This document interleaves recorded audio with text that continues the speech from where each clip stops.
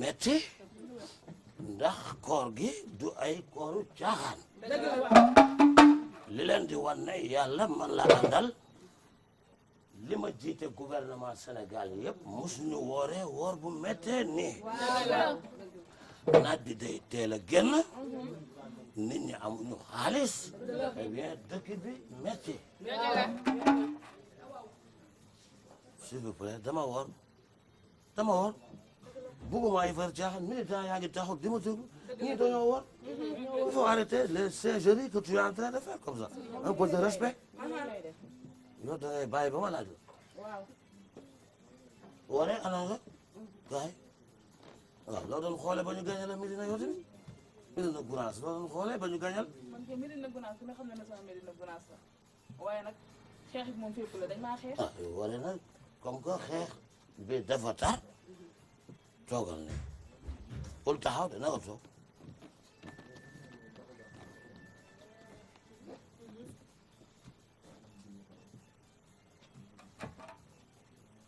yéen a ngi ni xuj di ma xool nii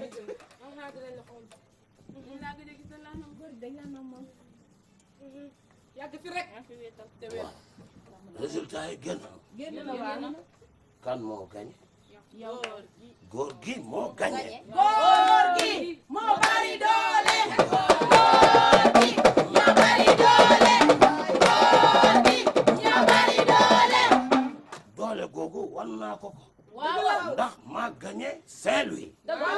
Braya moo gañe Ndar mais Braya moo Braya Ndar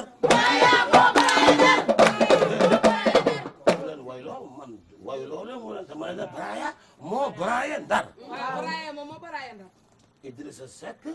moo lem Thiès il est dans l'opposition Fara Wade Ndiaye ak Daara Wade Ndiaye Papa Thioro Sarr Ndiku Thioro kenn du Sarr woyaan weeru koor kenn du woyaan weeru koor kenn du woyaan weeru sa baay koor kenn du woyaan pourquoi tu le feras pourquoi nga koy tudd weeru koor léegi Khalifa Sall fan la gagné Dakar Macky Sall fu mu gagné kon moom ci boppam moo waxoon ne ku mu gagné da koy dàq léegi moom mi nga xam ne mooy dàq ñi ñu gagné bu ñu gagné ñi nga xam ne moo leen teg ba ñu gagné leen kon moom dañ ko war a dàq kon way bi mooy kon bi way dina normal les gens sont en ramadan tu comptes ni dañu sonn kon way bi mooy Macky demal yaa dàqee demal Macky Macky demal yaa dàqee demal Macky demal yaa dàqee Macky demal Macky demal yaa dàqee Macky demal Macky demal yaa dàqee Macky demal Macky demal yaa dàqee Macky demal Macky demal yaa dàqee Macky demal léegi xam na ne kon doole gi maa ko yor kon góor gi moo bari doole góor gi moo bari doole góor gi moo bari doole góor gi moo bari doole góor gi moo bari doole góor gi moo bari doole góor gi moo bari doole góor gi moo bari doole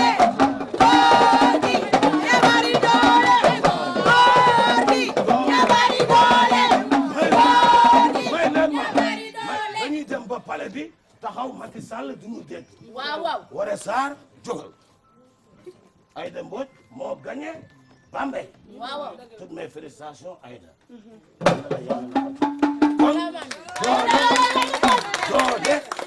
doole sa diggi doole ay waay doole sa diggi doole